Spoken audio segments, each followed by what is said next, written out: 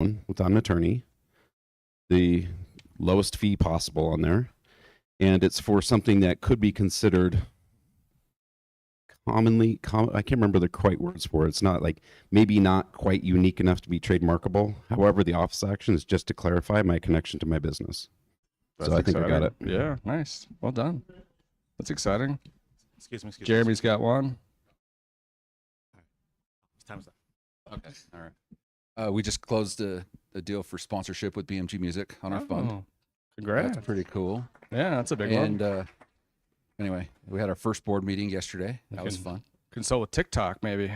Help them out. Sure. No, anyway, that's it. That's all my good news. So That's great. That's a big one. I'm sure that's not a fun one to deal with. Yeah. Yeah. No. Afterwards, it's the upfront work. Simon, what you got? I finally got the podcast logo back yesterday, finalized, and we'll be announcing shortly. And I'm recording the first episode of the guest today to hopefully launch in a month. Awesome. Felicia from Utah Global Diplomacy is guest number uno. Ooh, congrats. I don't see Felicia. She must be prepping for your podcast later.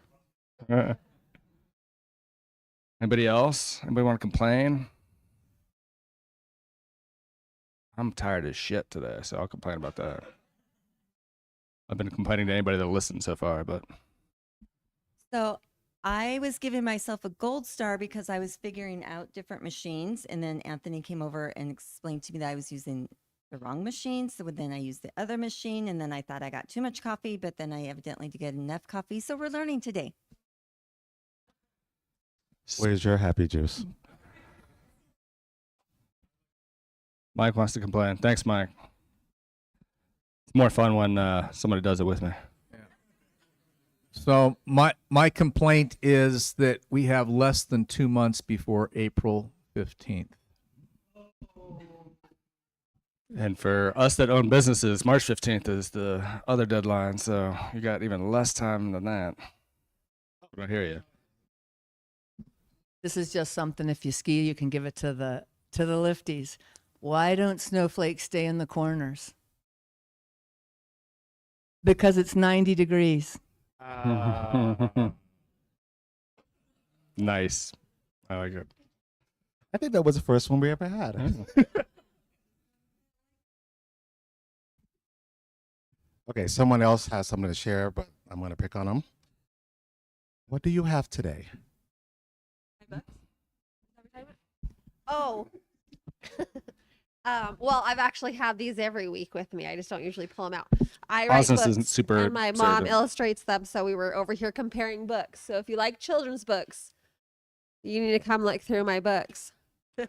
Megan and Steve will present next week. Is that what we decided on? I think it's 2 weeks. 2 weeks, okay. Yeah.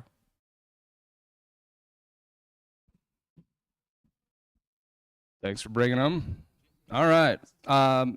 Danielle, although she's learning, my celebration or appreciation is I got here late, so Danielle was giving it a whirl, got here. Not only is she sponsoring coffee, but she gave it a go and made it without anybody and started setting up. So thank you, Danielle. Thank you. It's a lot sometimes, so thanks for sponsoring coffee. Thank you for Indigo Reimagined and for bringing all the stuff and making the coffee. So going above and beyond. Let's give Danielle and Indigo Reimagined a big round of applause for coffee this month. Danielle, for all your beverage needs.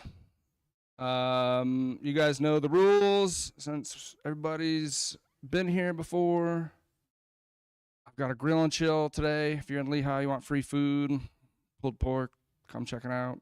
Shared warehouse and co-working space, event center. I think that's it. Our friend Jake in the back doing the mingle. Anytime if you pay attention, if you're talking to him and somebody says they just got off a Zoom, he makes like a weird noise. So that's because what he's doing with Mingle is so much better than everything else. And hybrid events are really hard. We got a couple guests online, so thanks for hopping into the Mingle and joining us. It's a cool platform. If you don't know much about it, Jake's in the back. He's not hiding. He's working, but he'll be around after. And As a startup, he's got a product on product hunts, and you can always upvote. It always helps a little bit. Okay. I think that's it for me, unless anybody. Oh, I have one more big one. Maybe this is the other complaint. It's a really good one. First, it's appreciation for being here. So our friends at Underbelly, it's been a really cool space, and they're really great people. They're doing some really cool stuff. But also, they leased out that side and this part of the building. So as of April 1st, we're going to be somewhere else. I don't know where yet. Work in progress. So if you have ideas, places, the mill is in the running. Salt mine is potentially in the running. So if you got ideas, preferences, places, friends, let me know. But by April 1, we'll be somewhere else. So if you don't see me for a little bit, or you decide to come back in April, we won't be here. But we're pretty pumped to have used the space for the time that we did, and Anthony and Underbelly have been great hosts. So do me a favor and pick up after yourself and treat it kindly. But okay. Other than that, I'll leave up the rules for a second while I switch to our first presenter slides. So who's going first? Scott is, yeah. Stream DX. I need more coffee, clearly. I got a clicker here, I think. Yep, I'm holding it. Does anybody use an Oura ring? I do. It sucks because I know exactly how much sleep I've gotten, and it's not much. Like a 42. Yeah, I'm not sure how you get a 30. I think you have to be dead to get a 30. Yeah. Okay, well, I've known Scott. I've been in pitches meetings with him at the Park City Angels. Stream DX is something, it didn't switch over. I don't know what happened. Is that me? Or you, Jake?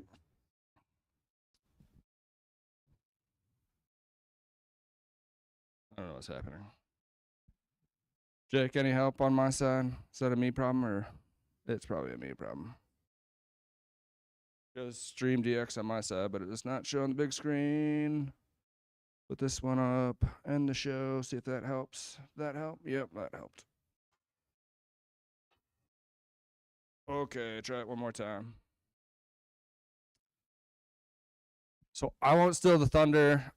Scott's been doing this for a while. There's some new interesting developments as he's been telling me about it. So if you don't know Scott, he has been in the community for a long time. They've been doing some cool stuff. He's had some exits. He's here to help and always willing to jump in. He said, hey, if you need me to present, I'll be ready to go in a minute. And I was like, hey, I lost somebody. You want to go tomorrow? He's like, yep, I'm in. So let's give Scott a big round of applause.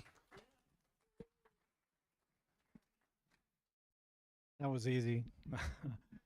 So I thought Robert asked me to kind of give you a little bit of my background first before I launch into the pitch. But I've done pretty much startups my whole career, and I had a couple exits. And what I wanted to put out to the group first is, at this point in my life, I enjoy helping other people probably more than working on my own projects. So my particular expertise is in sensors.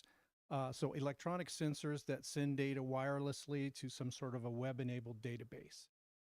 In this case, it's healthcare related, but I've done other things that are like tracking and that have nothing to do with healthcare. So a lot of experience in the IP space. I know some of you here are trying to establish an IP portfolio, and so I've had some success there.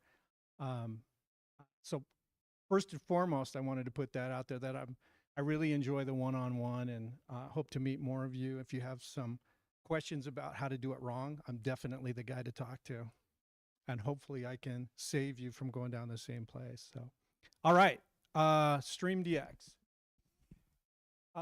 This is a terrible color, so this is good to come up and see that not always what you think or what you see on your screen is what's going to show up.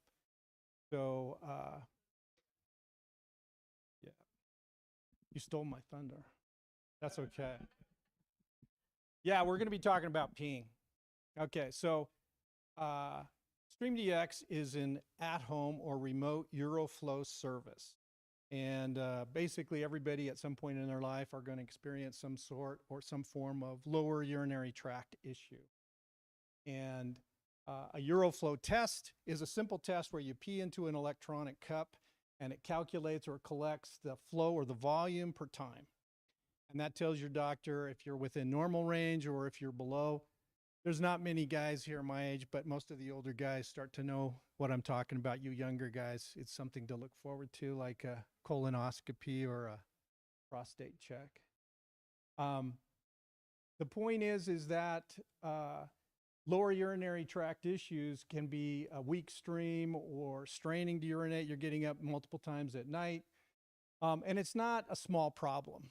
It's basically 23 million men in the US and even more women with overactive bladder.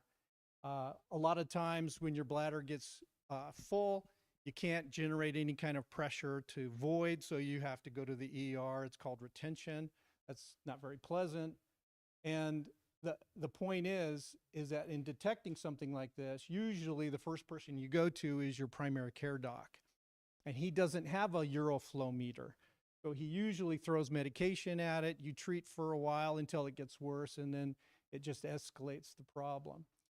So usually when you go into a clinic, you're trying to void on demand, which is never a good indication of what your voiding performance really is. It backs up the clinic. And there are things such as the white coat syndrome. People get a little bit shy when they're told to void. So the docs usually look at that and say, well, is this realistic? Is it representative of a problem at all? So this slide I really like. It's basically kind of it shows the trifecta or the perfect storm that's brewing. So urology is one of the overburdened specialties in healthcare. That means that there are a lot more people having problems than there are providers to take care of it. So what you see is the aging population, which is typically where you start to see LUTs or lower urinary tract symptoms start to show. That's increasing by 33% over the next 5 to 8 years. And the number of urologists to treat those aging patients is decreasing. So you've kind of got an increasing problem. So providers are trying to find technologies that'll help them operate at an increased efficiency. So what's the solution? StreamDX, what do we do? What we tried to do is take the Euroflow out of the office. So we provide an at-home service that all the physician has to do is type in the patient's information and we take over. So we'll package up the device, we train the patient, we ship it to them at their home, we follow up with them, we get the device back, and then we generate a report for the provider. So we do that for a fee. Our financial relationship is with the clinic. So the reports, I don't know if you guys can see this very well, but certainly with male patients, guys are typically very bad about maintaining or keeping up with their sexual health. So if they're having any kinds of problems, they usually wait until it's serious, it's really bad. Say things are going to fall off if they don't get something taken a look at. So they really respond well to examples or where they fit in with their peers in their age group. So we have a report that kind of pulls in some of that to say that their voiding characteristics, their flow rate or their volumes are either normal or abnormal. We also include what's called the super plot, and this is a Liverpool nomogram. And what you can see is this is kind of the normal range in here. I'm not a doctor, but when all the points are below normal, that's usually a bad indication. So with an at-home Euroflow, you can do pre and post, which they can't do right now. You can't do that in a clinic. You have a one-shot deal. So even this is really small, you can't see it, but you can see a pre and a post. So whatever they did here looks like it did pretty good. This did nothing. And again, here you're having, you have some success. You're talking about a simple test that is non-invasive, that you can use and you can order without ever having the patient come into the clinic. So Competition. There are 3 different players out there, but they require you to buy their system, and then you have to staff up to have the people to maintain it. When those devices come back, you have to disinfect it. You have to train the patients and follow up with it. And there's an app, but any kind of noise is considered, it degrades the quality of the signal. We have 3 patents issued, 1 patent pending. And this is kind of a summary slides of the things that we have. So we have we've had 2 SBIR grants. We were fairly successful at getting free money from the government, so almost $5 million. That's great money to use for advancing your technology. It's not very good for IP or marketing, but if you're in the early stage of your device, it's a great source. We have 2 different platforms. We have FDA approval on both devices. A QMS is a quality management system. In order to get your FDA clearance or approval, you need to be able to track everything, every aspect, every element of your device or your service. We have the molds for our device. Again, the patents are issued. We've published papers. And the biggest thing for us and in healthcare is reimbursements. If you don't have a viable reimbursement strategy, you could have the cure for cancer and they still won't use it. They need to make money. So we had kind of an ambiguous billing strategy, and we spent basically all of our resources going after what's called a Category 1 code. And typically that's reserved for larger companies like Boston Scientific or Medtronic. So we basically hit a wall. But we hit it with enough momentum to actually gain a Category 3 code. So we've breathed life back into the company. We have paying customers, and we're on course to get our own CPT code, which is a big deal. So our ask, we're in the process. Last money raised for our company was about $8 million post money valuation, and now we're raising money. We're raising $500,000 on a $1.5 million pre. The use of proceeds are to cover costs, durable medical equipment costs, so we can gear up and expand. Mostly it's growth. So we're trying to expand sales. We're spending a lot more time in the VA. The VA clinics don't use or don't have any kind of CPT ambiguity, coding ambiguity. And then go to have some exposure. It's a small market, but if you can go to or attend, present at some of the conferences, you get recognized. So with that, thank you very much.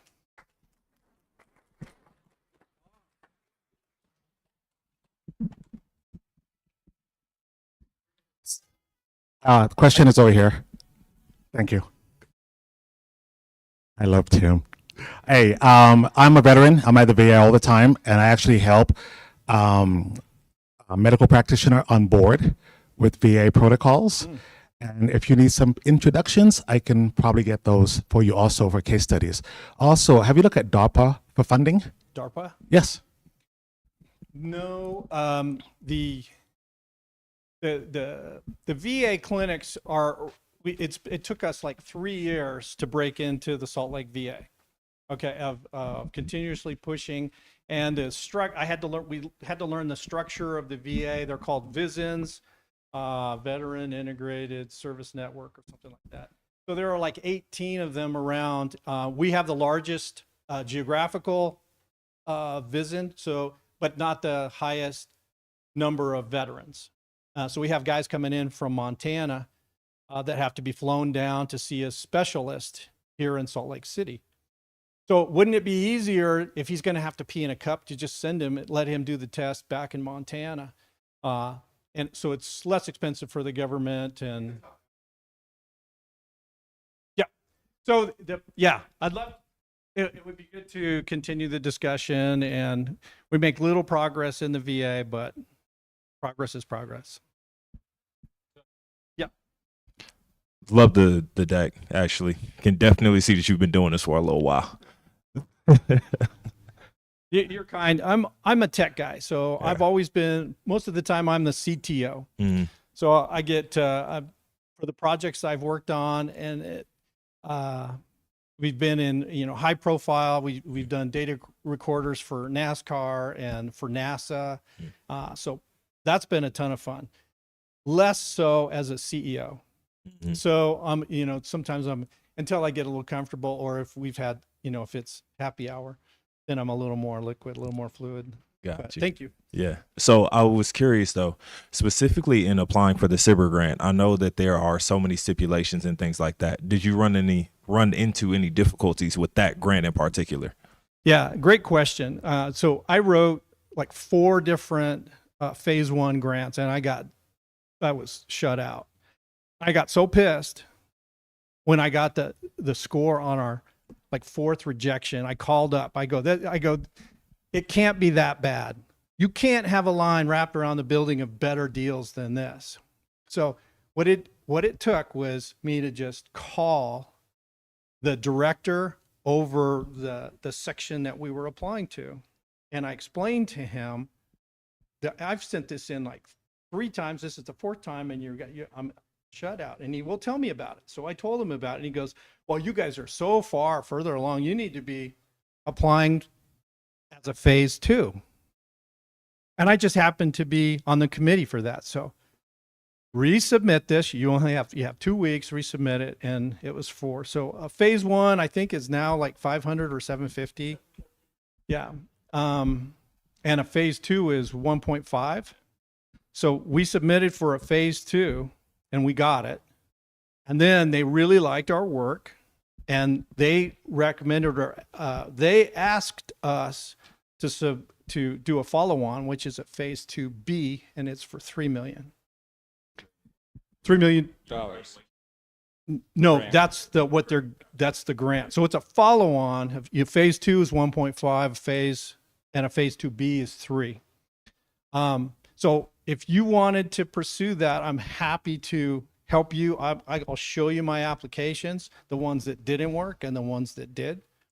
And the biggest nugget I could give you is,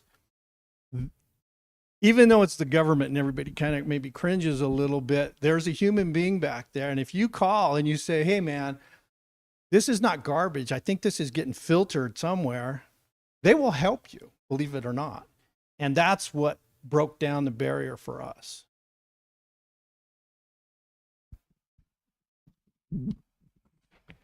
Well, if you've got 4.5 in grants, tell me why you need $500,000 more. So good question. I mean, it looks like, man, you guys are doing all this stuff, but so the company started, it was a spin out from the University of Utah in late 2014. So we went literally from concept. We built a prototype. We had a couple of local grants, 100,000 here, 200,000 there. Then started the SBIRs. Anyway, we built up the company. We pursued, we raised probably 2.5 to 3 million in equity capital. And our product and service was well received in the market. You show that report to a urologist or physician, they love it. They go, how do I get that? And before they let you answer, they go, how am I going to get paid? And how much am I going to get paid? And we didn't have a really good answer. So our sales were slow. We got our total sales were about 500K. But we ran out of money in early last year. So the company hit a wall and went through a state-sanctioned dissolution. We bought it up, breathed life back into it. And so it's a new company, same company, new ownership. And that's why you saw the valuation when it got up to, it was at about an $8 million valuation. But because we shut it down and brought it back up, it's only at a 1.5. Yeah. A 2-part question. Who does the solution address? Is it the user or the clinic, or both? Yeah, good question. I think good products will address as broad a market as possible. You'll have multiple benefactors to it. So it's obviously, think about pee, you know, you got to drop your drawers and pee in something, or women have to sit down. It's much nicer to do that multiple times at home than it would be to have to go into a clinic. So it's convenient for them. And from a clinic perspective, you should talk to an MA of urologist and see what she does about mopping up the floor after every single guy comes in and misses. And okay, no, that makes sense. It's really both. So who actually is paying for the added charge of this solution? It's great. So what you want it to be in healthcare, it needs to be a reimbursable charge. Okay, so Medicare has to reimburse it. Now, we had existing reimbursement codes, or we would have never started. What the problem was is we probably didn't research it thoroughly enough to realize that that code was written like 35 years ago, and they never contemplated sending a device home. So they had these little qualifiers that said, you know, we're not sure this is valid if we send this home or not, if we pay for it at home. So we ran into, the answer to your question is the reimbursement is for the clinic to submit, and we get our $95 from the clinic. Yeah. So the last way to tie all that together is the value there obvious enough that you can get the right people to pay for it that service the end customer who's actually getting a better, they are getting a better service, right? It's easier for them, but they're not the ones paying for it. So is the value there that it's so obvious that everybody's going to connect the dots? For me, it's not there. You know, I'm seeing, it benefits the people and it kind of benefits the clinic and it's going to be more expensive, but it's a non-obvious added expense that everybody's not saying, it's so good for everyone, we should just make sure we cover this higher expense. No, it's great. And that helps me because, and I know we're probably running out of time. The point is right now they give you medication and they dump it on you and you take it and they have no idea if it's helping or not other than your testimony. I can show you like 40% of the patient's perception of their voiding is wrong. So now you're talking about half of the medication is not working. Yeah. Well, the AUA, that's the other thing. The process to your own Cat 3 code, if you get there, it's horrific. But you have that. Right now we're starting to line up different venture groups. Park City Angels is one. Salt Lake Angels. We have a couple meetings with other individuals. So we're just kind of getting most of our time spent since late last year and this year has been making sure everything's back up, everything's fully operational, and that we're on course. So it's interactions or maybe directions to venture groups. The VA contact is probably helpful as well. But I'm also in a place where I have time, and that's why I wanted to explain to people that what makes it exciting for me is to be able to help other people that might be going through on the front end of some of the things that I've hit. And in so much as I can do that, the price is right. Happy to do it. Awesome. Well, if you guys have more questions for Scott, sounds like he's going to stick around and happy to help. Sounds like some connections are helpful if you've got them. And Scott, thanks for being here. Let's give Scott one more big round of applause. Part of it is I'm just impressed how easy it is for you to talk about voiding and peeing. Like it doesn't even faze you. I was like, all right, like you've got lots of practice at that. So not always the easiest way to navigate, but very clearly something you know and very comfortable doing. So I was very impressed. I think people underestimate that for when you're raising money, like how important that is. So that part you got dialed in for sure. Just as you're kind of talking about and stumbling, it's like everybody, myself included, but, everybody on the planet, everybody has to get liquid. Yeah. Yeah, we all pee.